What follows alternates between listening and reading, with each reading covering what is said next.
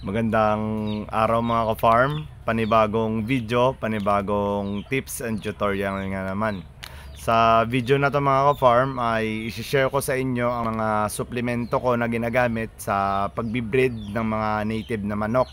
So ang i-share ko sa inyo, ito ay ang kalimitan kong ginagamit or subok ko na ginagamit sa aking munting manukan. So ang process ng breeding ko ay flock mating. So sa flock mating, pinapagala ko lang yung aking mga alagang manok at nasa isang area sila. So ang aking ginagamit na mga supplement ay dalawa lang. So based sa aking experience, maganda yung kombinasyon ito. So ito yung una, yung Bexan XP na ini-inject ko sa aking mga breeder. Then meron tayong egg booster na water soluble. Ito siya, yung breeder ADA ng Excellence. So ito yung ginagamit ko. So paano ba yung paggamit nito? So sa Bexan XP, kapag nagumpisa na silang mangitlog, ay binibigay ko to weekly. So nagbibigay ako ng 0.3 lang sa inahin tsaka sa tandang. Then itong breeder ADA, so alternation yung pagbibigay ko nito. So nagbibigay ako nito sa umaga lang. Then pagkahapon ay nagpi-plain water ako para hindi ma-deteriorate yung katawan ng ating mga alagang inahin or breeders natin. So sa dalawang suplemento na to ay may mga maganda akong nakita sa kanila. Kaya ito yung mga ginagamit ko talaga sa breeding ko.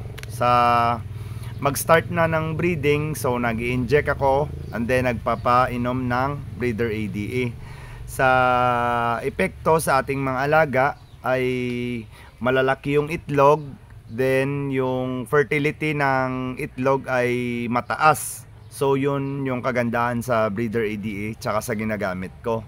Then yung base sa previous natin na video ay gumagamit ako ng Gallimax 21 or Breeder 21 na feeds sa akin mga breeder. So yun lang mga ka-farm yung cycle ko dito sa aking munting manukan. Then inang tips lang sa gumagamit ng breeder ADA, dapat alternate lang. So for example, ngayong araw magbibigay ako ng umaga, sa hapon tubig, kinabukasan wala na akong binibigay, nagpi-plain water ako para hindi ma-over yung ating mga alagang breeder. Then yung fertility ng ating mga itlog ay mataas talaga. So maraming mag-produce. Then yung aking ginagawa na breeding method ay flock mating lang sila. So yung aking tandang isa, tapos may 5 lang na breeder na babae. So yun lang yung pina-practice ko dito para hindi tayo masyadong magastos at saka makaproduce tayo ng marami.